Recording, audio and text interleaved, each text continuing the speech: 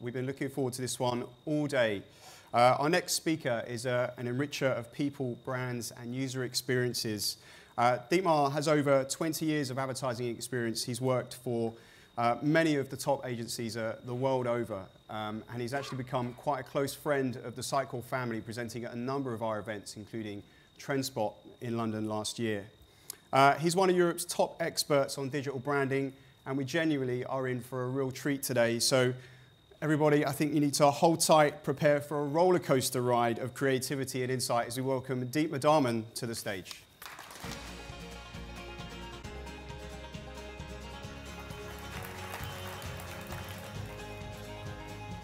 Hi everybody, I hope you're awake. Hi, my name is Dietmar Dahmen, and today's session is going to be about storytelling, it's going to be about your future success, and it's going to be about change. Because you need to actually do the things that you saw today. It's not good enough to just hear it, you have to make them true, and you have to change your behavior. As of tomorrow, you have to do different things than you did today. Because if you keep doing what you're doing, you obviously keep getting what you're getting, which is no good. You have to change. Change makes you strong. If Superman were to stay Clark Kent all the time, it would be really, really boring. So you have to change and keep changing what you're doing. But many of us think there's too much change right now. In fact, 75% of CMO think there's more change in the last 2 years than in the 50 years before. And that, to them, is a very bad thing because they don't know what to do anymore. 50% of the CMOs today do not feel in control anymore. How come? How come that they are lost, that they don't know what they are doing, that they cannot predict the results of a certain action? It is because development is not linear. Development happens in jumps. I'll give you an example, and that's the telephone. The first landline telephone that the Queen of England had connected her to the opera. She didn't know what to do with it. Nobody knew what a telephone was good for, so rich people had it. She connected it to the opera, and she used it like a radio, listening to the opera. Then we got used to the telephone. In the end, everybody had a telephone, and everybody had a landline. Then the mobile phone came. You might remember that when the mobile phone was introduced, the people were estimating that a couple of thousand people, 2,000, maybe 3,000 individuals on this planet would ever need a mobile phone.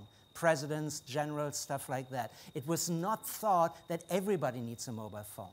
Then the smartphone came. When the smartphone was introduced, it didn't even have apps yet. We didn't know what to do with it. We talked about it and they said, oh, the smartphone is not really a good thing. You can't really make phone calls with it. It doesn't have a USB stick. Where should it ever go? We did not know what to do with this. So whenever there's a new technology, in the beginning of the technology, we are clueless of what that technology might offer to us. And there's also one more aspect that is really, really important for you to see. And that is, if you have the phone, there's a certain player. In Europe or Germany, it was Siemens. I don't know about here. Then there was the mobile phone had a second player, and that was Nokia. It was not Siemens. And then the third player is Apple or Samsung, neither Nokia nor Siemens. So that means that none of the companies could actually do the jump. When we look back, we think the smartphone is a better mobile phone, the mobile phone is a better landline phone. That's not true. It's new technologies, new player, development jumps. And most companies cannot do this jump. This has been with us forever. You know, let's look at the year 1870. In the year 1870, the world belongs to the can. Everything was put in cans. Cans everywhere. You had food, where do I put it? Cans. Kids, cans. I don't know. Cats, cans. In the 1930s, the world belonged to block ice. You know, those ladies delivered the block ice, put it in your wooden box, and that's where you showed your products. In the 1950s, the world belonged to the fridge. Fridges everywhere. My question to you, how many can producers moved into block ice? None. You know the answer, right? How many block ice producers moved into the refrigerators? None. And they all saw it happen. They all said, look, another one. Look, another one wearing Google glasses. Look, another one doing online in real time. Look, another one using big data. We see it happen, and we don't do it. And they all thought, why should I do it? It's a why attitude. Why me? Why not have somebody else do it? Why now? Why change?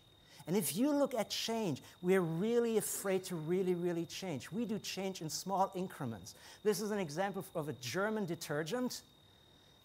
And now you have to pay attention to it because now this is the old version, and now I show you the new product. Change. And they probably, I don't know, they probably had workshops and market research for 6 months and wondered if it's too radical or not. And in the end, everybody was happy. Yes, the people recognize our brand, although it's completely different. And it was actually successful. It actually delivered a 2% growth in market share. But then somebody bought a designer kitchen, put the product into the designer kitchen and said, oh my God, you know, €1.50 is destroying 35,000 euros, you know. And then he did one thing that nobody ever did before. He thought, why not? Why not? Why not change the things and develop a designer detergent? Why not make a designer detergent for a designer kitchen?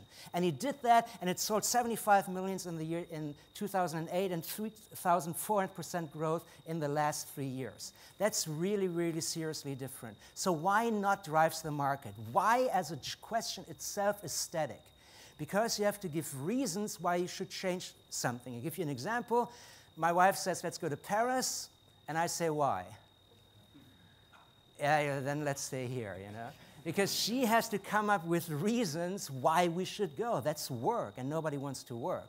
If she says, let's go to Paris, and I said, yeah, why not swim there naked?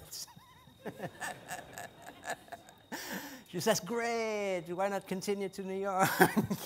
Or whatever. So why not is a very much more dynamic question. So don't ask necessarily why when it's regarding change. Ask why not. Why not gives you power. Why not gives you the mental strength to think of new scenarios. Why not is a really good question. But we often think never change a winning horse. And if you think never change a winning horse has relevance to you, you have to understand why does that horse win. There are two aspects why the horse wins. Number one, it's a very good horse. But number two, the ground it runs on is solid. And the ground in one stadium is relatively close to the ground in the other stadium. And if the horse stays exactly the same and the environment changes, and all of a sudden the exact same horse is operating in a liquid environment, it will lose. If the environment changes, your former winner becomes the new loser. So change of environment gives new winners, like fish, and new losers, like the horse. I like the guy covering his butt mentally. So talking about winning and losing, one other aspect that's really close to winning and losing, obviously, is playing cards. So if you have 4 aces, you know that it's a really good deck of cards that you have. And it's written down that you win when you have 4 aces. And every manual of every card game says 4 aces is really good. Now something happens that's not written in any manual. And that is we are playing cards, you have 4 aces, and I pull out a gun. And then I ask you, who wins? And there's no manual that says who wins, but you know that 1 Smith & Wesson beats 4 aces. You know that. And it's not nice, it's not legal, it's not a thing that we all agreed on, but I simply do it. And that is happening all the time. Kodak had 4 aces. And who had guns? Everybody had a gun. YouTube, Pinterest, Flickr, Instagram. It's not that there's not enough new ways of thinking. Kodak even had the patent for digital photography. It's just that they didn't use it. So if you have something, use it and change. If you do not cannibalize yourself, somebody else will. And the attitude to think that way is to stay unhappy. If you're unhappy, wonderful. If you're the unhappiest person in this room, even better. Good is the enemy of great. We often think, let's do what the others do. Wrong. That's not good. Let's do what the others will not do. Much better.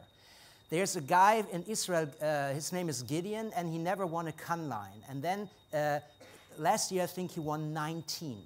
And they asked, how did you do that? What changed in your way of thinking? How come you have now all these outstanding works of creativity? And he says, it used to be that he says, bring me the idea that's easy to sell. And everybody was happy with the idea that's easy to sell. But then he said, bring me the idea you think is impossible to sell. Because that's an exciting thing. It's impossible. Nobody can do it. And if you can then do it, that's outstanding. And then you basically jump the curve and define a new curve, and you define a new territory. Everybody happy so far? Okay. Why don't we often do that also? Because we act on experience. And experience, by definition, is old. You have old experiences, okay? Which one of the two arrows is longer? We all have the experience, right? They're not the same length. I changed it. So your experience comes from a world that doesn't exist anymore. This is the new world. You cannot rely on the things that you used to know. Things are different now. So always add this sentence in your mind, add it, up until now. My business has always been safe up until now. There's hardly any business in this room, I don't know, that cannot be attacked by either Amazon, like super big players, or by ultra-enthusiastic small websites that offer a much more precise product. So you are being attacked if you want it or not. You were safe up until now. My service has always been superior up until now.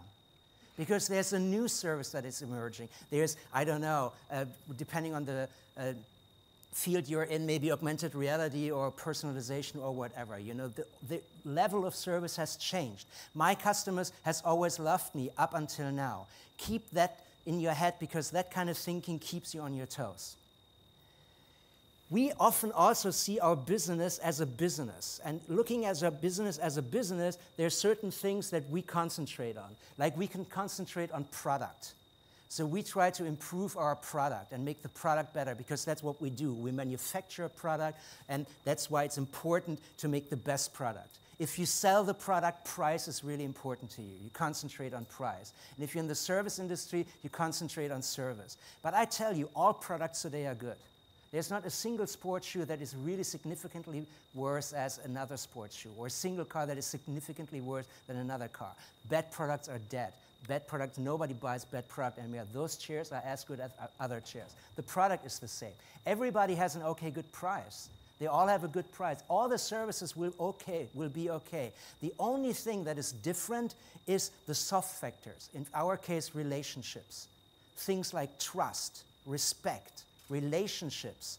In basically a market that is saturated, all decisions are influenced by the top of the pyramid, the soft factors. Do you look cool if you have a certain product? Are they really nice to you if you have a certain product? What does it give you if you have a certain product? Is the service significantly better? Maybe not, but it's more personal. I feel touched better. So try to work on the top of the pyramid. That's why, in my point of view, B2B doesn't exist anymore. B2C doesn't exist anymore. Today, I think it's H to H, human to human.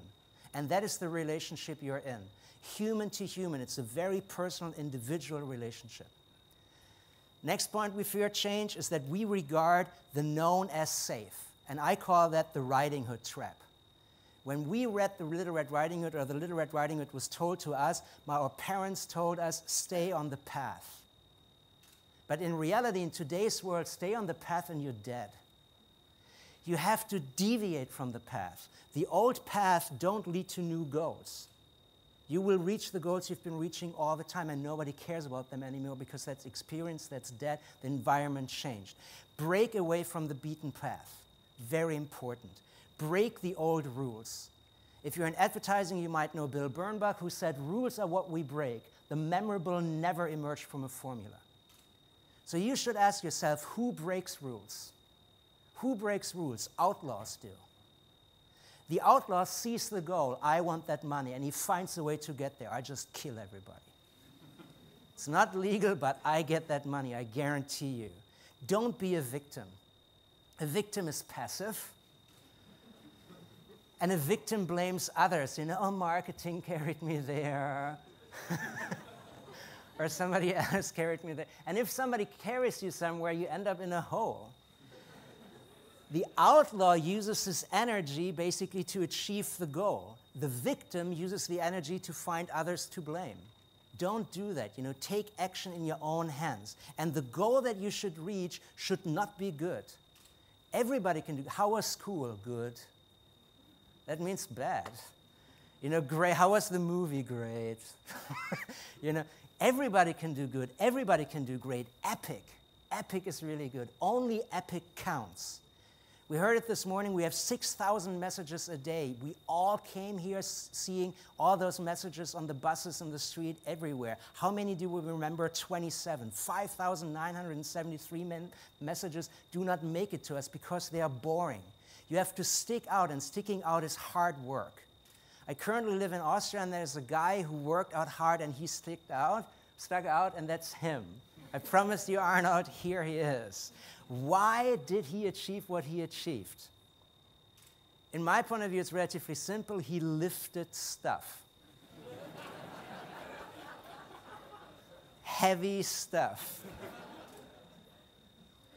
He said to others, "You don't lift this? I will." And